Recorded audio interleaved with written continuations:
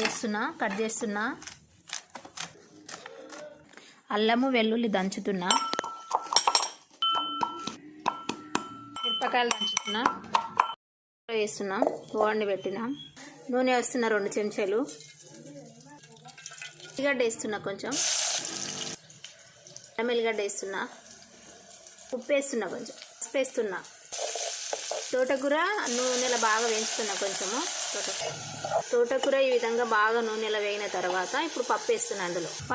ఇందులో కారం వేస్తున్నా, దంచి పెట్టుకున్న కారం.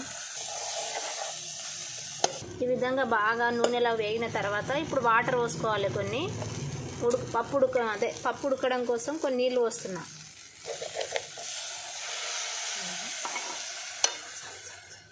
కొన్ని పోసుకోవాలి, ఎక్కువ అయితే పెండ అవుతుంది. కొంచెం సేపు ఉడకనిద్దాం. ఇక